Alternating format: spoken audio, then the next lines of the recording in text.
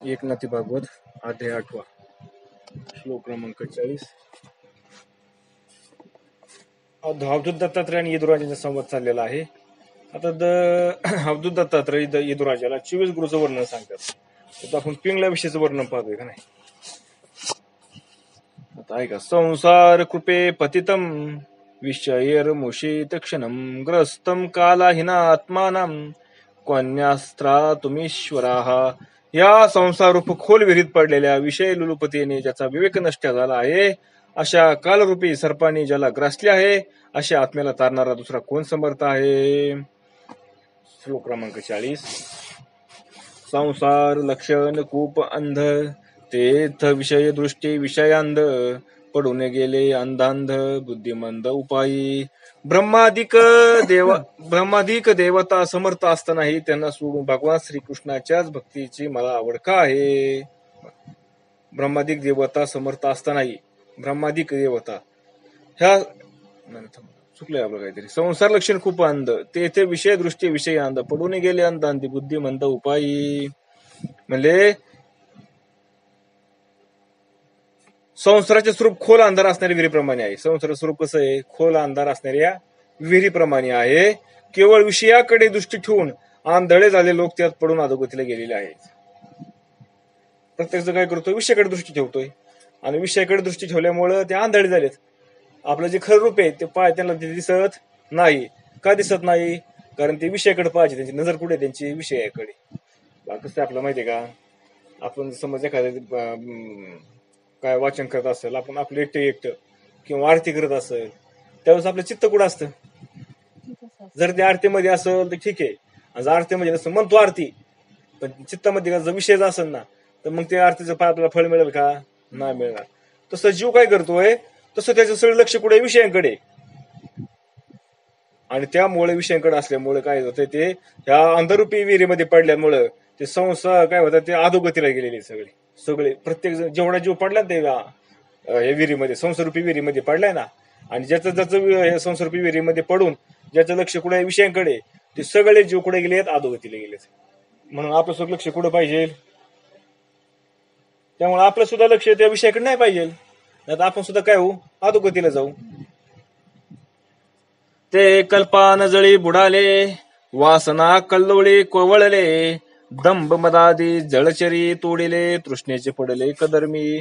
ते कल्पनेच्या पाण्यात बुडाले. बघा, कल्पना विद्या तिने झालं जीव. म्हणजे काय? हा ब्रह्मस्वरूप होता, आत्मस्वरूप होता, पण यांनी कल्पना करायला सुरुवात केली. मी देव, मी देह, मी जीवे, मी जीवे. काय म्हणायला लागलं? तो मी जीवे. ह्या कल्पनेमुळे तो पाण्यामध्ये बुडाला. संसारूपी वासनारूपी लाट्यामध्ये गुरफाटलेले. बघा काय झालं? वासनारूपी पाण्यामध्ये गुरफाटले ते लाट्यामध्ये. वासनारूपाच्या लाट्या म्हणजे अंतःकरणामध्ये लाट्या उगतात ना, कुठल्या इच्छेच्या. मला हे करायचंय, मला ते करायचंय, मला हे पाहिजे, मला ते पाहिजे, का नाही. हे ज्या संसारातल्या जी विषयाची इच्छा येतात, ह्या इच्छेचे जे लाट उगतात ना, त्याच्यामध्ये गुरफटून गेलाय सगळा जीव. कल्पनेने काय केलंय? जीवाला मी जीवदशा मानली, ध्येयाला मी मानलं, जगत खरं मानलं, आणि या जगतामध्ये ज्या वासनारूपी लाट उगतात त्याच्यामध्ये अंतःकरणामध्ये, त्यात गुरफाटला. त्यामुळे मग दंभ, मत इत्यादी जलचराने त्याचे लचके तोडले. बघा, दंभ मत म्हणजे काय? दांभिकपणा करणं. मध असणं, मध म्हणजे काय? त्या देहाच्या गर्भ असणं. पारा मध म्हणजे असं झालेला मुसमुसल्याला देह, का ना, माझ्यासारखं कुणीच नाही, मी असा, मी तसा, असं मध आहे त्याला. आणि असे असणारे जे जलचर आहेत ना, हे जलचर आहेत बघा त्या संसारूपी सागरामधले, ते विहिरीमधले. त्यांनी काय केलं? त्याचे लचके तोडले आणि तो तृष्णारूपी चिखलात गुरुतले. आणि काय झालं? ते तृष्णारूपी चिखला, तृष्णा म्हणजे तहान. कशाची तहान लागली? विषयाच्या भोगांची तहान लागली, आणि त्या चिखलामध्ये रुतून गेले सगळे. येते का लक्षात? दुःखाच्या खडकी आदळले स्वर्ग पायरीस अडकले ते तुन एक पडले निर्बुजले भवजळे. काय झालं? म्हणजे ते दुःखरूपी खडकावर जाऊन आदळले व स्वर्गांच्या पारीला ठेचळून पडले व त्यातील काही संसारूपी सागरात बुडून गुदमरले. बघा, दुःखरूपी खडकावर काय झालं? ते जाऊन आदळले, स्वर्गांच्या पारीला ठेचळून पडले, ते त्यातील काही संसारूपी सागरामध्ये बुडून गुदमरले पारते. नास्तिके गेले सबुडबुडी कर्मठी धरल्या कर्मरदरडी वेद बाह्य ते बापुडे पडली देवडी तळवटी.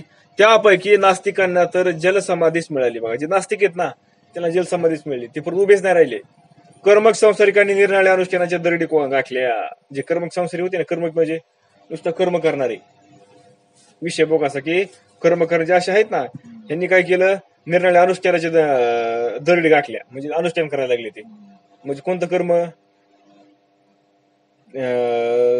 सत्यनारायण करणं, होम हवन करणं, असे जे कर्म आहेत ना, ह्याच्या दरडी गाठले, म्हणजे हे त्यांनी सुरू केलं.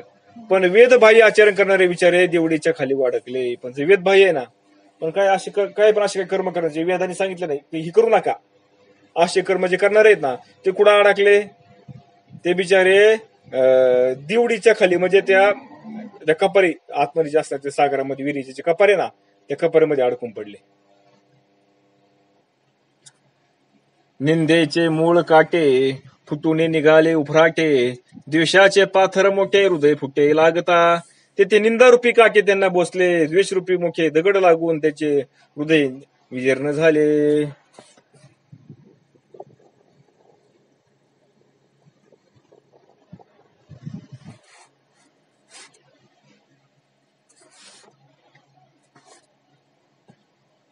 कामाची उकळी प्रबळ, भितरून बाहेर ये सबळ, तिने ढवळले जे जळ होय खळबळ जीवाशी. काय झालं, कामाची प्रबळ उर्मी, काम म्हणजे काय, वासनाची प्रबळ उर्मी आहे त्या जीवाला.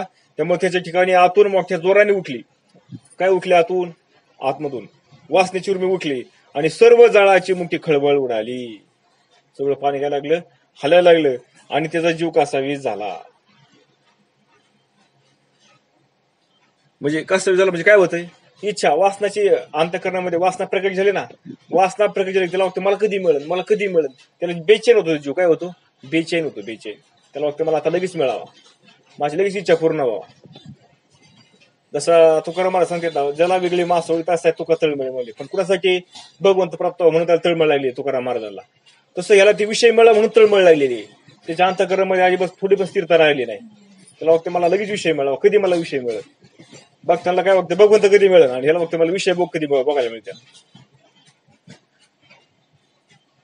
सुटले क्रोधाचे चिरे, वरी पडल्या उरे नुरे, वानिता मगरी नेले पुरे, विवरद्वारे आतून ते.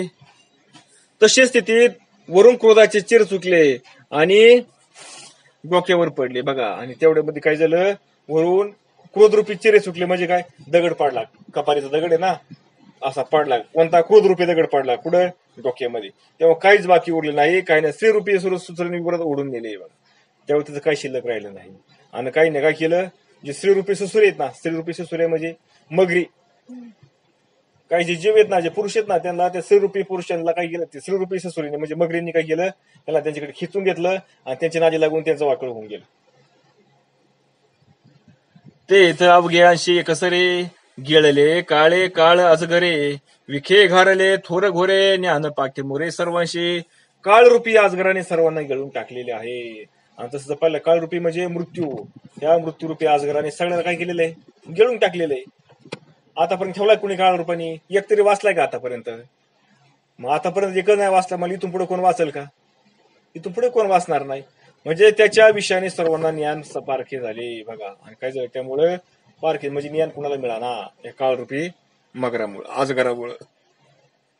सर्प चढल्या माणूसा, गोळ कडू लागे कैसा, निंब खाय घसघसा गोड गुळसा. म्हणून सर्पाचे विष चढलेला मनुष्य जसा गोड गुळाला कडू समजतो, सर्पाचं विष, सर्प चावल्यावर त्या मनुष्याला जर गोड खाल्लेला ना, त्याला कडू लागतो. आणि कडुनिंबाचा पाला खाल्लेला ना, तो काय करतो, त्याला गोड लागतो, ते मोठे चवीने खातो.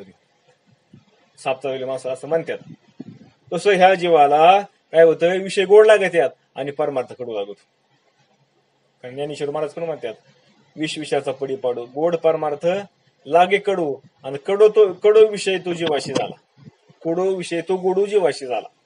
तसं म्हणले त्याला काय होतं, काळरूपी सर्प चावलेला याला, आणि काळरूपी सर्प चावल्यामुळं ह्या मनुष्याला गुळ कडू लागतो, म्हणजे काय, परमार्थ कडू लागतो. आणि जे कडू हे विषय आहेत ना, ते गोड लागतात. केवळ विषप्राय विषय कडू, तो प्रपंच या झाला गोडू, अमृत पाय परमार्थ गोडू, तो झाला कडू विषया की. बघा, त्याप्रमाणे संसाराला आसक्त झालेला, संसारामध्ये जे आसक्त झालेत ना, ज्याला संसार गोड वागतोय ना, त्या संसाराला जो आसक्त झालेला त्याला मनुष्य कडू विषयांना गोड समजून, जे कडू विषय आहेत ना त्याला ते गोड समजतोय आणि त्यांचे सेवन करतो. मग आता मला सांगा बरं, कडू काय आहे? विषयाची भोग कडू येतं, पण जीवाला काय वागतात ते गोड वागतात. आणि परमार्थ कसा आहे? परमार्थ अमृतासारखा आहे, पण तो त्याला कडू लागतो. म्हणून कुपा बाहेरी बासुजांशी ते न देखती कुपान तुलाशी कुपांतली बाहेर अशी कदा काळीश न देखती. म्हणून या संस्कृपी कुपाच्या बाहेर आले असलेल्या ना आतले काही कळत नाही बघा. म्हणून हे जे ह्या संस्कृपी जे ते विहिरीचे जे बाहेर आलेत ना, त्याला मध्ये विहिरीमध्ये काय चाललंय हे काय ऐकून त्यांना कळत नाही. आणि आज जे पडलेत ना, आत पडलेल्या लोकांना बाहेर काय चाललंय हे त्यांनाही कळत नाही. म्हणून जे परमार्थ करायला लागलेत ना, परमार्थ करणाऱ्यांना संसार जीवाचं काय हालचाल ती कळत नाही, आणि संसारी जीवाला परमार्थामध्ये काय ती त्याला ती कळत नाही.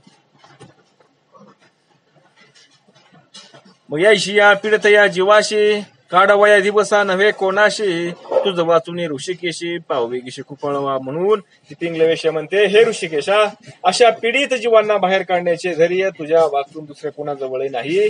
म्हणून हे दयागणा, तू मला काय कर, लवकर पाव आणि मला ह्या संकटात तुम्हाला तू बाहेर काढ.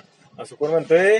पिंगलवेशा म्हणती. अजून तिथं चाललंय, एव दुःख कुपिता पतितम हृदयस्तु भगवंतोची त्राता धाव धाव पाव कृष्णनाथा भवविथा निवारी. म्हणून अशा दुःखरूप कुपात म्हणजे विहिरीमध्ये बरं का, अशा दुःखरूपी विहिरीमध्ये पडलेल्या लोकांना तारून नेणारा, उद्धारून नेणारा तूच एक हृदयस्थ परमात्मा आहेस. कोणी? तूच एक परमार्थ आहे या सगळ्या जीवाला तारून नेणारा. पण हे कृष्णनाथा, तू लवकर धाव, पाव म्हणजे काय, प्रसन्न हो, आमच्यावर कृपा कर आणि माझी ही संसारी व्यथा तू दूर कर. आता जास्त वेळ लागू नको. आतापर्यंत वेळ गेला, मला कळलं नाही, पण आता मला कळलंय ना, आता मला मात्र दम निघत नाही की काय. ऐशे जाणूनी तत्वता त्यांच्या चरणा शरण आता शरण गेली सर्वता सहज भव्यथा निवारे. हे मिनिक जाणू त्या श्रीकृष्णाच्या चरणांना शरण गेले. बघा, हे सगळं मी काय सांगितले. आता ती पिंगला वेश्या म्हणते, हे सगळं मी समजून घेतलं, सगळं जाणून घेतलं आणि मग त्या भगवंताला शरण गेले. आता माझ्या भवरूपी व्यथेचे सहज निवारण होईल. आता माझी जी भवरूपी व्यथा आहे ना, भवरूपी व्यथा म्हणजे ही जी व्यथा आहे, भवरूपी म्हणजे भवसागरातल्या संसारातली जी व्यथा आहे, आता म्हणजे जी दुःख आहे, व्यथा म्हणजे काय, दुःख, हे दुःख मात्र आता सहज जाईल. आत्मे विहात्म्यानो गोप्तम निर्वदन्ते यदा अखिलात अप्रमत्त इदम पश्येदग्रस्त कलाहीना जगत. श्लोक क्रमांक 41. जेव्हा मनुष्य हे सर्व जगत काल सर्पाने ग्रासलेले आहे असे ओळखील व त्यामुळे सावधान होऊन एकही व परलौकिक भोगाविषयी तो विरक्त होईल, तेव्हा आत्मा केवळ आत्माच त्याच्या स्वतःचा रक्षण होईल. म्हणूनच मी केवळ प्रेमाने त्याची भक्ती करते. श्लोक क्रमांक 41. काय म्हणते पिंगला वेश्या बघा पुढे अजून. ऐशे कळले जे तत्वता हे तापण्याची आपणी यात्राता सर्व पदार्था सर्वता निर्वेदता दृढ झाल्या. म्हणून या जगात जीव आपणच आपला त्राता आहे. बघा, या जगामध्ये काय, जो जीव आहे ना, काय त्या जीवाने आपणच आपली सोडवणं केली पाहिजे. कारण तुकाराम महाराज पण सांगतात ना, आपुले आपण करा सोडवणं. तसं ह्या जगामध्ये जे जीव गुंतलेला आहे ना, जे दुःख भोगतोय ना, त्याने आपली सोडवण करून घेतली पाहिजे. हे मला तत्वता कळले. कोण सांगते? ही पिंगला वेश्या सांगते. हे मला कळलं म्हणजे आता, आणि सर्व वस्तूविषयी मला पूर्ण विरक्ती उत्पन्न झाली. जोपर्यंत आपल्याला असं वाटत नाही ना, आता आपण ह्याच्यामध्ये गुंतलेलो आहे, आता आपण बाहेर निघालो पाहिजे, तोपर्यंत भगवंत कृपा करीत नाही तुमच्यावरती. मग असं मला जाणवल्यानंतर कोण म्हणते, पिंगला विषय म्हणते, असं मला जाणवलं, मलाच कळलं आता आपण बाहेर निघालो पाहिजे. म्हणून सर्व विषय आणि काय झालं, मला असं कळल्यामुळे मला सगळ्या वस्तू विषयी, जेवढे काही विषय आहेत ना, जेवढ्या काही वस्तू आहेत ना, ह्या सगळ्या विषयाबद्दल विरक्ती झाली. विरक्ती म्हणजे आता मला कोणताच विषय गोड लागत नाही. आता मला विषय तो गोडच लागायला लागलाय आणि परमार्थच गोड लागायला लागला. म्हणजे बरोबर आली. आता ही कुठं आली? बरोबर ठिकाणावर आली पिंगला विषय. दृढ वैरगता ते यशी विशोक टेकले अंगाशी चेतना नव्हे इंद्रियाशी निद्रितापशी जेवी रंभा. गाढ निजलेल्या माणसाजवळ रंभा जरी आली तरी जसा दखल घेत नाही, तसाच विषयांचा शरीराला स्पर्श झाला तरी इंद्र निर्विकार राहावी. बघा काय म्हणते ते, हे भगवंता म्हणले अशी कृपा कर म्हणले. जसा एखादा गाढ झोपलेला असतो ना माणूस, त्याच्याजवळ स्वर्गातली रंभा जरी आली, रंभा अप्सरा येऊन जरी बसली, त्याला कळतं का? नाही कळत. तसं म्हणले हे भगवंता, या विषयाचा ह्या शरीराला स्पर्श होऊन तरी म्हणजे माझी इंद्रिय म्हणजे निर्विकार, इंद्रिय सगळे निर्विकार राहावीत माझी. अथवा वमली अन्ना जेवी वंचना रसना तेवी विषय देखोनी म्हणा नगरी वासना आसक्ती, किंवा वकून टाकलेल्या अन्नाकडे रसनेचे लक्ष जात नाही. आपण काय खाता पदार्थ खाल्ला, पोटभर आवडता पदार्थ, आणि एवढा झाला की आता ते पोटामध्ये काय होते, कालवायला लागले, आणि सगळं काय झालं, उलटी झाली का बाहेर पडलं. मग आता ती परत खावं लागतं का? मग आवडता पदार्थ होता, आपणच खाल्लेलं होतं ते सगळं, मग खावं लागतं कुणाला? नाही खावं लागतं. त्याप्रमाणे म्हणले ह्या सगळ्या भोगाविषयाबद्दल माझं मन काय झालं, आसक्त होऊ नये म्हणले. जसं उलटी झालेले पदार्थ खावा येत नाही ना, तसं म्हणले हे मला आता काय होणार ह्याच्यामध्ये, या विषयामध्ये मन माझं आसक्त होऊ नको देऊ. आणि खरं तेच खरं काय आहे, दृढ वैराग्य. खरं दृढ वैराग्य कशाला म्हणायचं? यालाच म्हणायचं. कुठल्याच विषय त्याला आवडावा नाही, एक भगवंताचं चिंतन सोडलं तर. मृत्यू लोके याचे नाव, अनित्य स्वर्गाची काहीशी हाव, वैराग्य विन दैव झाले सर्व. ते वैराग्य कसे उत्पन्न होते म्हणले? विवेकाने जर पाहिलं तर सर्व जग काळाने ग्रासलेले दिसते. बघा, मग असं वैराग्य असणार, कडकडीत वैराग्य कसं काय तयार होतं तर सांगतात बघा. ऐका म्हणले, विवेकाने जर पाहिलं म्हणजे चांगला विचार करून विवेकाने जर पाहिलं ना, हे सगळं जग कसं आहे, काळाने ग्रासलेले सगळे जग. सगळ्या जगा काळ खाय का नाही? सगळ्या जगाला कोण खातोय? काळ खातोय. प्रत्येकाला काय इथं कुणी सुटलेला नाही. प्रत्येकाला काळ काय करतोय? भक्षण करतोय. प्रत्येकाला बरं का, आपल्याला सुद्धा काळ खातोय. कारण मला सांगा, आपण जन्माला आल्यापासून आता पण आपण किती वर्ष झालो एवढं काळाने खाल्ले सगळं मागचं. आता राहिलेलं पण पुढचं काळ खाऊन घेणार आहे. म्हणजे ग्रासलेलं, त्यातून सुटण्याचा वाटे दिसत नाही. त्यातून बाहेर सुटण्याचा मार्ग दिसतो का आपल्याला? नाही. प्रत्येक जण रोज रोज नवीन नवीन नवीन काय करत चाललं तो, त्यातून त्याच्यावर मात करीत चाललाय. पण विषय बघायची काय कोणाला इच्छा सुटाना. पिता पितामह काळे नेले, पुत्र पौत्रा काळे गिळले, वैरागीन पूजे येणे बोले, नरी नागवले नरदेहा.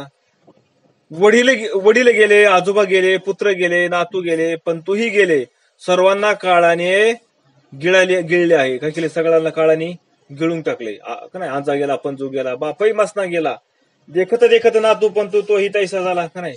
सगळ्याला कुणाला गिळलं? काळाने गिळलं. तसं म्हणले हे सगळे गेले, वडील गेले, आजोबा गेले, पुत्र गेले, नातू गेले, पंतू गेले, सर्व काळाने गेले. हे प्रत्येकजण पाहतो का नाही आपण? आता पण आपल्या मागचे सगळे गेले म्हणून तरी आपल्या ज्याच्या मनात विरक्ती उत्पन्न होत नाही. हे व्यर्थ आपलं जन्म आहे का नाही? एवढं सगळे गेलेले आपण पाहतोय, तर आपल्या ठिकाणी विरक्ती तयार होती का? आपल्याला पण वाटतं का आपण मरणार आहे म्हणून? एवढे सगळे गेले तरी आपल्याला वाटत आपण मरणार आहे म्हणून. आपण ज्याला वाटतं आपण मरणार आहे तो कसा राहतो? पण आपल्याला वाटतं मी अजून लयच लागणार आहे म्हणून मग माझं माझं माझं माझं करीत बसतोय. 80 वर्षाचा माथारा झाला तरी त्याला वाटतं मला जे काय सोडावं नाही अजून. मृत्यू लोक याचे नाव, अनित्य स्वर्गाची कायशी हाव, वैराग्य विन निर्दैव झाले सर्वथा. या जगाचे नावच मुळे मृत्यूलोकी आहे. बघा, याला नावच काय? मृत्यूलोकी. का म्हणले मृत्यूलोकी? कारण जो जन्माला आला तो मरणारच आहे म्हणून याला मृत्यूलोकी म्हणलंय. आणि अनित्य स्वर्गाची वासना तर कशाला धरावी? बघा, स्वर्ग कसं अनित्य आहे. जोपर्यंत पुण्य तोपर्यंत तुम्ही स्वर्गात राहू शकताय म्हणून त्याला अनित्य म्हणलंय. मग त्याची तरी कशाला वासना धरायची आपण? म्हणून वैराग्य वाचू सर्व प्राणी अगदी दैवहीन झालेले आहे. जोपर्यंत वैराग्य नाही ना आपल्याला, वैराग्य नसल्यामुळे सगळे प्राणी कसे झाले? दैवहीन झाले. दैवहीन सगळे दुःख भोगते.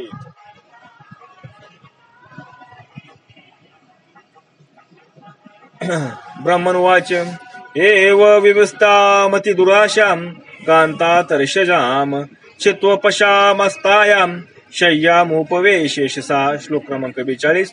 ब्राह्मण म्हणाला, याप्रमाणे जिच्या बुद्धीचा निश्चय झाला आहे अशी ती पिंगला पुरुषाच्या अभिलाषाने उत्पन्न झालेल्या दुराशेला तोडून टाकून व अत्यंत शांत होऊन शय्येवर स्वस्तपणे बसली. बघा, श्लोक क्रमांक 42. आता अवधूत म्हणतात अवधूत दत्तात्रय बोलतात बघा, काय म्हणतात बघा, काय शिकलो मी तिच्याकडनं आता ते सांगणार आहेत. अवधूत म्हणे, यदुषे धन्य भाग्यतये वेशेषे, वैराग्य उपजले तेशे, विवेकाशे निजुत्तम. अवधूत यदुराजाला म्हणतात, त्या वेशेला जसा विवेक उत्पन्न झाला ना, त्या वेशेला जसा विवेक उत्पन्न झाला व विरक्ती आली, हे तिचे खरोखरच मुख्य भाग्य होय. कारण ही गोष्ट साध्य काय कुणाला साध्य होत नाही. विवेक विरक्ती वैराग्य कुणाला येत नाही काय पण तिला आलं म्हणले. का आलं? तिचं भाग्य तेवढं आलं, उदयाला आलं म्हणले. भाग्यशिवाय गोष्टी प्राप्त होत नाहीत. ये भविवांचुने निजबुद्धी, परपुरुषा दुराशा छेदी, ज्याचे निसंगे आधी व्याधी, बहुपादी बाधक. तिने आपल्याच बुद्धीने विवेक केला. बघा, तिने काय तिला कोणी सांगितलं होतं का? तिला कोण सांगायला गेलं का? पण तिचं भाग्य उदयाला आल्यामुळे तिच्या बुद्धीमध्येच विवेक तयार झाला. मग आधी का विवेक तयार झाला बरं, आताच का विवेक तयार झाला? कारण तिचं भाग्य उदयाला आलं होतं, आतापर्यंत नव्हतं आलं, म्हणून तिच्या ठिकाणी बुद्धीमध्ये विवेक तयार झाला.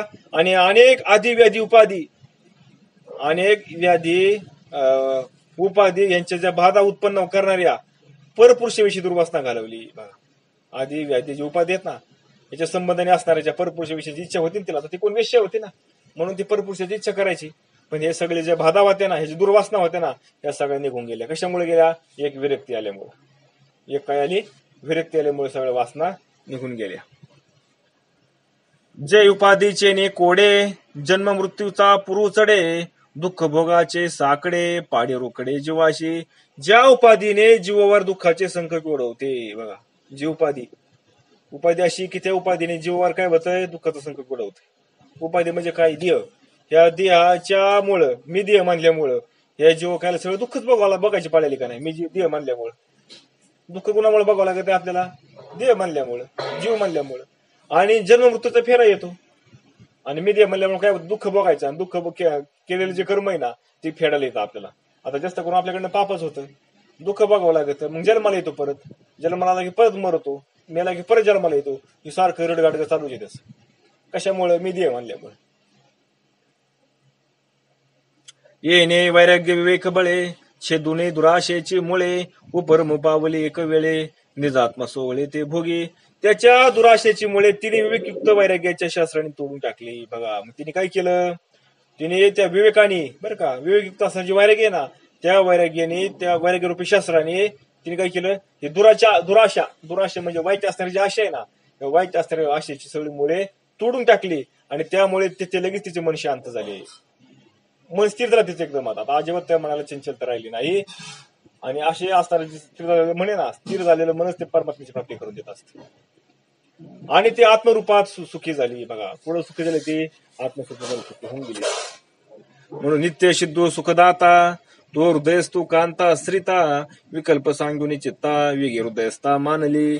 म्हणून नित्य सिद्ध अशी असणारी, सुख देणारा, हृदयस्थ असणारा परमात्मा हाच आपला पती आहे. अशा धारणेने तिने त्याचा आश्रय घेतला. काय केला? नित्य. कुठे तो? आपल्या अंतःकरणामध्ये नित्य सिद्ध आहे, सुख देणार आहे. आणि कुठे तो? आपल्याच हृदयामध्ये. तैसा हृदयामध्ये रामू का नाही, असं ता सर्व सुखाचा आराम. तसा मी कुठे? हृदयामध्ये. एरवी सर्व हृदय देशी, मी अमुक अमुक आहे ऐशी, बुद्धीचे स्फुरे हरनिशी, ती गा वस्तू मी. असं असताना कुठे तो? प्रत्येकाच्या हृदयामध्ये. असा असताना परमात्मा हाच आपला पती आहे. तो भगवंतच कोण आहे? माझा पती आहे, अशी तिने धारणा केली. आणि त्या आश्रयाने, त्याचा आश्रय घेतला तिने. कोणाचा? त्या पतीचा, म्हणजे त्या भगवंताचा तिने आश्रय घेतला. आणि त्या आश्रयाने त्या आत्मरामाने तिचा स्वीकार केला. असताना जे आत्मराम आहे ना, जो परमात्मा ना हृदयामधला, त्यांनी पण तिचा स्वीकार केला. तिच्या मनातील सर्व विकल्प नाहीसे झाले. कसं काय स्वीकार केला आपण म्हणू? कारण ती चित्तात ते सगळे विकल्प निघून गेले. आता एक भगवंत सोडून तिला दुसरं काही आठवत नाही. तिचं मन स्थिर झालं, म्हणजेच काय झालं? त्या भगवंताने तिचा स्वीकार केला, म्हणून ती गोष्टी घडली ना. आणि ज्याचं विकल्प नाहीसे झाले, संकल्प विकल्प ज्याचे गेलेले आहेत, ज्याचं मन स्थिर झालंय, त्याच्या ठिकाणी शांतीच आहे. आणि ज्या ठिकाणी शांती त्या ठिकाणी परमानंदच आहे. आणि ज्या ठिकाणी परमानंद आहे तिथं कोणी? आत्मारामाचे, भगवंताचे त्या ठिकाणी. म्हणून त्याशी देखता अनुभवाचे दिठी, एके भावे घातली मिठी, निज सुख पावली गोरटी, उठा उठी तत्काळ. अनुभवाच्या आधाराने तिने आत्मदर्शन घेताच. बघा, कशाने आत्मदर्शन घेतलं तिने? अनुभवाच्या आधाराने आत्मदर्शन घेतलं. आणि एके भावाने तिने त्याला मिठी मारली. कशाने एके भावाने? म्हणजे आता तो आत्माराम असताना आत्माराम, आणि पिंगला न राहता हे कोण झाली? आता आत्माराम होऊन गेली. तो एक होऊन गेले, आता वेगळे राहिले नाही. व खऱ्या आनंदाला ती मान झाली. आणि एक झाल्यापासून तिला खरा आनंद मिळायला लागला. म्हणून एकामध्ये आनंद आहे, भेदामध्ये आनंद नाही. बोलो घेऊन गेला बोली, लाज लाजून या गेली, दृश्य दृष्टा दशा ठेली, वाट मोडली विषयांची. बघा, त्यावेळी काय झालं? वाचेने वाणीला दूर नेले. बघा, वाचा काय झाली? सद्गती झाली. आता गप्प पडली वाचा. लज्जेला लज्जा वाटली. बघा, लाजेला सगळं लाज वाटून निघून गेली. दृश्य दृष्टा हा भेद नाहीसा झाला. आता पाहता आणि ज्याला पाहायचाय हा भेद राहिला नाही. त्रिपुटी नाहीशी झाली. आणि विषयांचा मार्गच खुंटला. विषय तर तिथं कशाला राहिले नाहीत? औषधाला सुद्धा राहिले नाहीत. सुखे सुखावले मानस, ते सुखरूप झाले निशेष, संकल्प विकल्प पडेले ओस, दोघा सावकाश निज प्रीती, सुखाने मन सुखावले. बघा, ते सुखानेच मनाला सुख झालं. आता ते पूर्णपणे सुखरूप झाले. कोण? मन. संकल्प विकल्प ओस पडले. आता संकल्प विकल्प तिथे राहिलेच नाहीत. आणि ती आत्माराम भगवंतामध्ये सोडून तो स्वतः भगवंतात मिसळून गेली. बघा, तो आत्माराम काय झाला? आणि तो आत्माराम भगवंतामध्ये सोडून तो आत्मा, एक मिनिट, पूर्णपणे सुखरूप झाले. संकल्प विकल्प ओस पडले. आणि असताना जो आत्माराम आहे तो वेगळा राहिला नाही. आता ती होऊन गेली. म्हणजे आता ते देहभावाने त्याचा देह काय झाला? देहभावाने नाही राहिली ती. आता त्या आत्मरूपाशी एकरूप होऊन गेली. आता नाबद्ध पडल्या उदकात, विरोणी तया गोड करीत, ते विनिराशी पाहुणी भगवंत, समरसत स्वानंदे. साखर पाण्यात पडले म्हणजे स्वतः विरघळते. साखर पाण्यामध्ये पडले विरघळावं लागते का? हळूहळू ती विरघळून जाते ना. तसं त्या पाण्याला गोड देते, पण ती विरघळून जाते, पण काय करते? पाण्याला गोडवा देते. त्याप्रमाणे आशेला भगवंतामध्ये सोडून ती स्वतः भगवंतात मिसळून गेली. आशेला कुठं सोडलं? भगवंतामध्ये सोडलं. आणि स्वतः कोण झाली? ती भगवंतमय होऊन गेली. ते हेतुशी नाही ठाऊ, निमाला भावा भाऊ, वेडावाला अनुभव, दोघा प्रति पाहू अनिवार. ते हेतूला जागा उरली नाही. अस्तित्व भाव गाठून गेला. बघा, हेतूला जागा शिल्लक राहिली नाही. अस्तित्व अभाव सगळं काय झालं? गाठून गेले. अनुभव वेडावला. अशी पिंगला तिचा आत्मा याची परस्पर अनिवार्य प्रती जुळली. बघा, हेतू म्हणजे मला हे करायचंय, मला ते करायचं, हे शिल्लक राहिलं नाही. अस्तित्व म्हणजे मी पिंगला आहे, मी स्त्री आहे, मी अशी आहे, मी तशी, हे त्या ठिकाणी राहिलं नाही. अस्तित्व राहिलं नाही, अभाव राहिला नाही, सगळं गाठून गेले. आणि अनुभव वेडावला. आता अनुभव शिल्लक नाही राहिला. काय मला आत्मस्वरूपाचा अनुभव आला, मग असं आहे तसं आहे, हे काय शिल्लक राहिलं नाही. अशी असणारी पिंगला तिचा आत्मा आधी परस्पर अनिवार्य प्रती जुळली. या बघून तशी काय झाली? तिचं एकदम प्रेम जडलं आणि त्याची ती एकरूप होऊन गेली. सांग दोन्ही मी तुपणा अशी, खेव दिदले समरशी, मग समाधीची सेजशी निज कांतेशी पहुडली. मग मी तुपणा गळून गेला तिचा. मी तुपणा म्हणजे भेद गेला. मी तुपणे गेले का नाही, काय त्याचा सगळा भेद निघून गेला. आता त्याच्या ठिकाणी भेद राहिला नाही. त्यामुळे समरसतेची मिठी पडली. समरसतेला म्हणजे आता सगळं एकच परमात्मा आहे असा तिला बोध झाला. त्यामुळे समाधीच्या शय्येवर तिने आत्माराम बरोबर शय्यन केले. कुठं? आता समाधीच्या शय्येवर. कोणती समाधी? समतेची समाधी. हा सगळा परमात्माच आहे. परमात्मा सोडून दुसरं काहीच नाही. ह्या समतेच्या शय्येवर तिने काय केलं? आत्मारामाबरोबर काय झाली? ती एकरूप होऊन झोपली. एकरूप होऊन झने मायेचे लागे दिखे, या लागे स्कृतीचे ये कोटी, निंबुलो गोरके उठा उठी ओवाळी. मायेची दृष्टी लागू नये म्हणून स्फूर्तीरूप कोट्यावधी उर्मीचे निंबळून तिने उतरून टाकले. बघा, आता परत मायेची दृष्टी लागू नये ते काय केलं? स्फूर्तीरूपी कोट्यावधी उर्मीचे निंबळून उतरून टाकले. म्हणजे काय? आपण नाही म्हणत का आता दृष्टी काढा? दृष्टी काढायचे म्हणजे काय केलं? कशा दृष्टी काढली? त्याची स्फूर्तीने तिची दृष्टी काढून टाकली. आयशे समाधीशी जशी, पिंगला रे गेनी सुखेशी, अवधूत म्हणे यदोशी, वैरागी विशेषी परमू.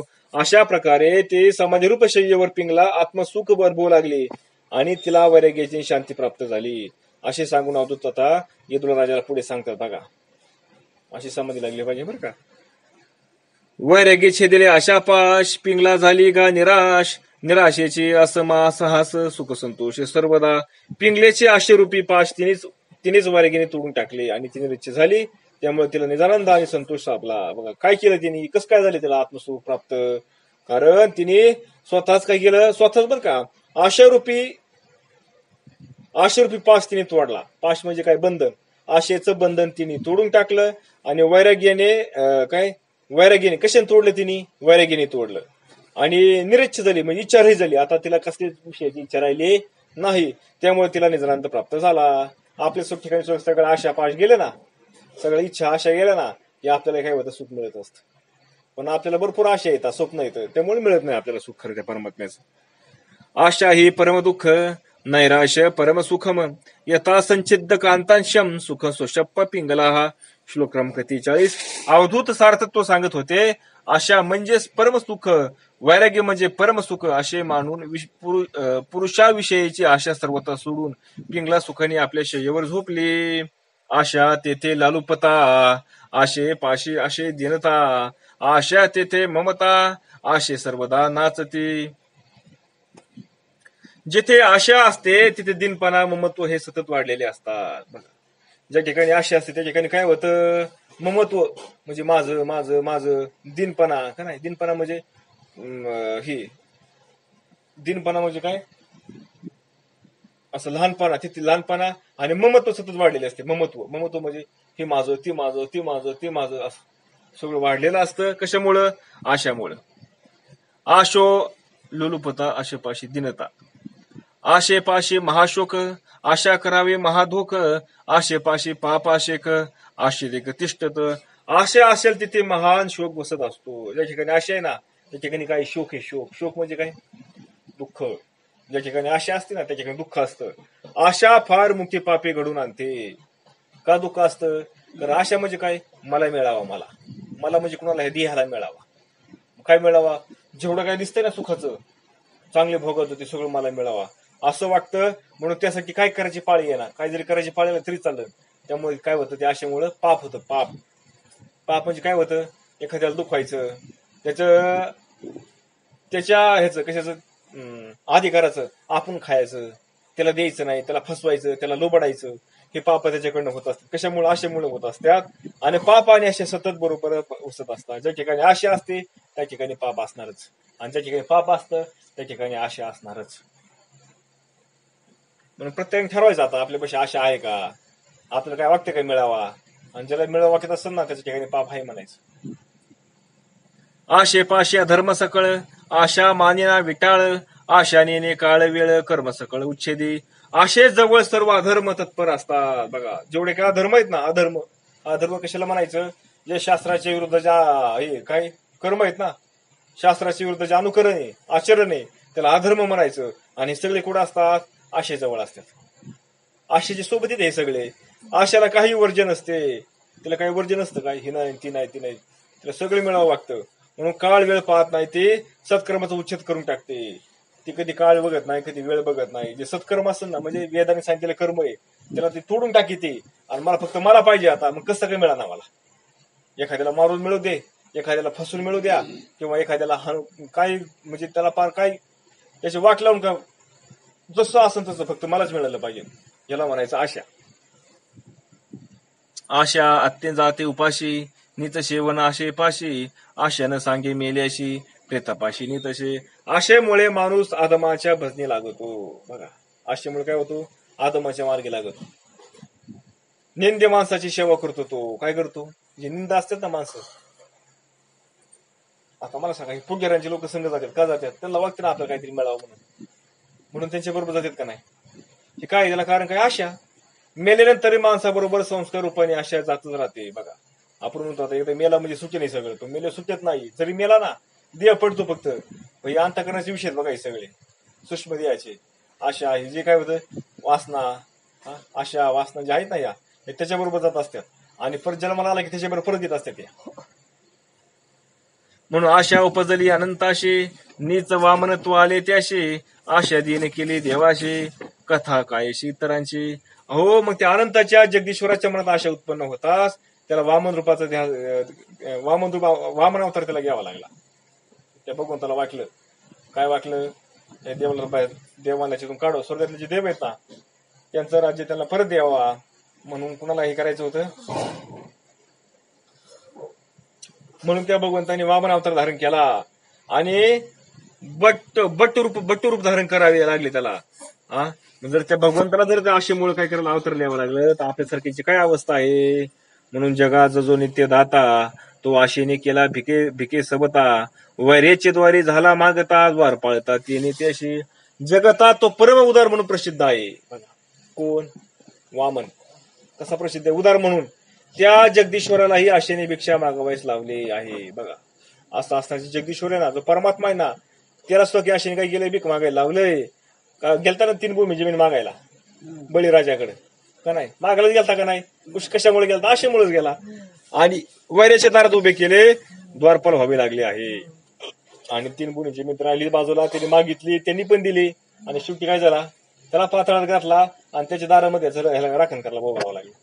कुणामुळे, आशेमुळे. अशी मग देवाची अशी अवस्था म्हणल्यावर आशा आपलं काय करीन.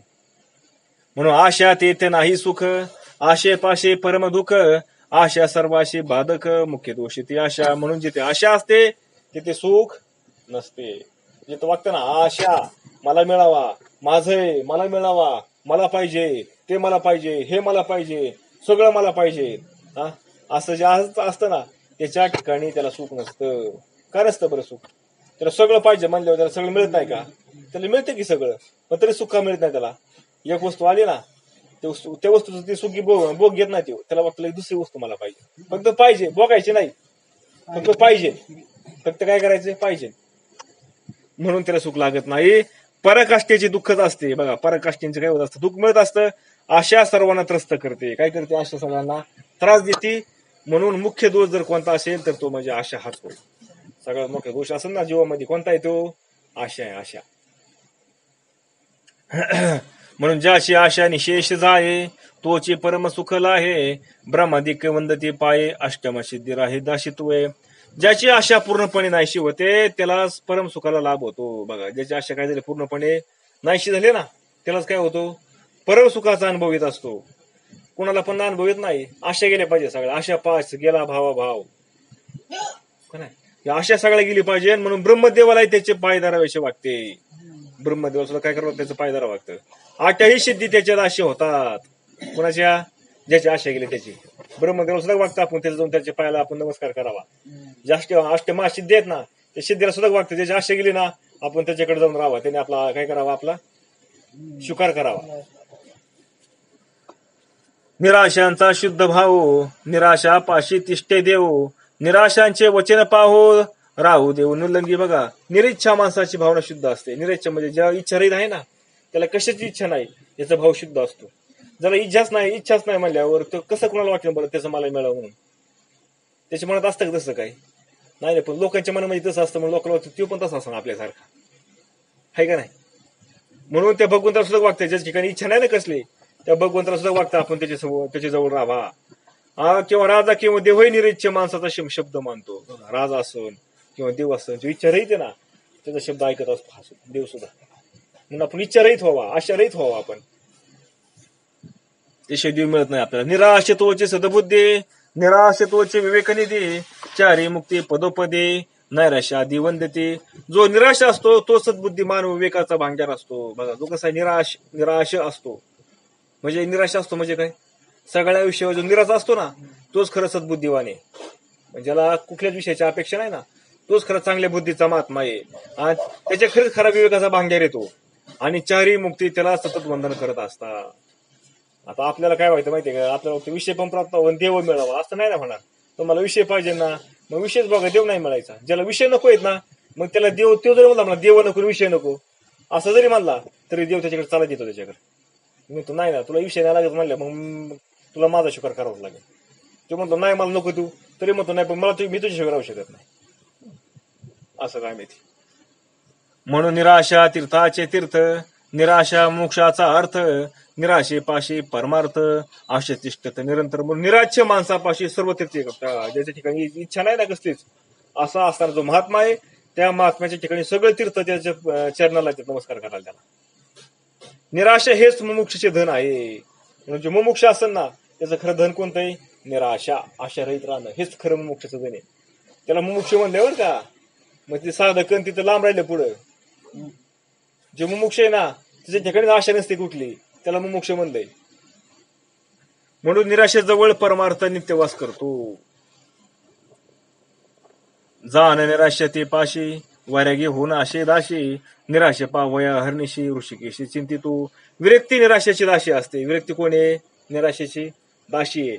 म्हणजे जिथं निराशा असते ना त्या ठिकाणी विरक्ती असते. म्हणून भगवंत रात्रंदिवस अशा भक्ताच्या शोधात असतो. दिवस काय करत असतो? अशा भक्त शोधत असतो. कोडे असा माझा भक्त. आणि की जो निराशा असतो कसा इच्छारहित आहे तो अशा भक्ताला. निराशा देखोनी फळे दुःख, निराशे माझे नित्य सुख, निराशे पाशे संतोख, येता सुख क्रीडतू. निराशेपुढे दुःख टिकतच नाही. ज्या ठिकाणी निराशा असते ना त्या ठिकाणी दुःख राहू शकत नाही. त्याच्याजवळ सुख नित्यच राहते. सुख मात्र त्याच्याकडे सतत असतं. त्याला दुःख कधी येतच नाही. कायम सुखाची समाधान संतोष मुक्तपणे खेळत असतो. कुठं? ज्याच्या ठिकाणी निराच्छा आहे, निराच्छा आशा रहित आहे जो असा त्याच्या ठिकाणी. नैराश्याची भीतीशी पाहू, धावे वैकुंठीचा राहू, नैराश्याचा सहज स्वभाव महादेव उपाशी. वैकुंठाधिपती असणारा निराशेच्या विकीला धावत असतो. वैकुंठाधिपती म्हणजे असणार जे भगवान विष्णू आहे ना, महाविष्णू. हा महाविष्णू सुद्धा तो भगवंत ज्या ठिकाणी इच्छा रहित जो भक्त आहे ना, त्या भक्ताच्या भीतीला धावत जात असतो, धावत. मग आपल्याला देव पाहिजे ना, मग आशा रहित व्हा, लगेच देव तुम्हाला. आशा दिली की मग मात्र देव नाही.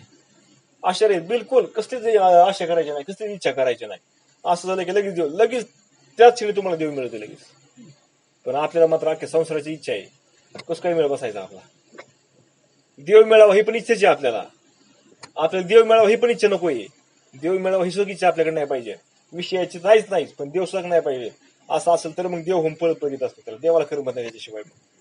सरळ स्वभावाचा महादेवही त्याची उपासना करतो. बघा, सरळ स्वभावाचा असताना महादेव आहे ना, भगवान शंकर, हा सुद्धा त्याची उपासना करतो त्या भक्ताची. निराशे पाशी नाही आधी, निराशे पाशी सकळ विधी, सचितानंद पदी निर्वित्री शुद्धी निराशू. म्हणून मानसिक चिंता व दुःख तिच्या जवळ कधीच येत नाही. कोणाच्या जवळ येत नाही? जो निराशा आहे, ज्याच्याकडे आशा, जो आशा रहित आहे, ज्याच्या ठिकाणी निराशा आहे, त्याच्या ठिकाणी मानसिक चिंता म्हणजे माझं कसं होईल, काय होईल, असं मोकळा विचार करत बसणं, हे असलं दुःख कधी त्याच्या जवळ येत नाही. पण सर्व विहित धर्म मात्र त्याच्या समीप नियमित असतात. विहित धर्म म्हणजे शास्त्राने सांगितलेले जे विविध धर्म आहेत ना, म्हणजे शास्त्राने सांगितलेले करायले, ते मात्र सगळे त्याच्यापाशी असतात. ऍक्टिव्ह मग मनाने काय करते ते, आमचा स्वीकार करा, आमचा स्वीकार करा म्हणून त्यांचा स्वीकार करत असतो हा महात्मा. म्हणून निरीच्छ माणूस निश्चयाने सच्चिदानंद स्वरूपाला प्राप्त होतो.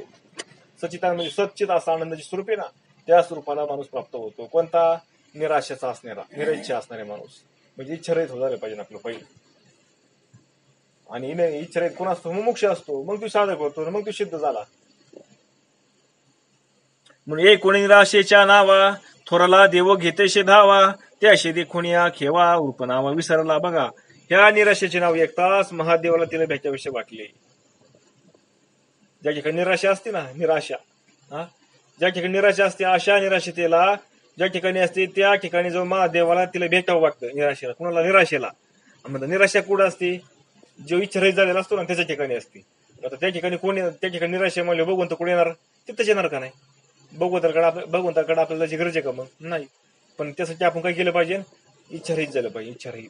व तो धावत येऊन मिठीच मारतो, तेव्हा महादेव हे आपले नाव रूपही विसरून जातो. बघा, तो देव कसा येतो? नुसता येऊन बसत नाही, येऊन डायरेक्ट त्याला एक रूप बेचे देतो त्याला.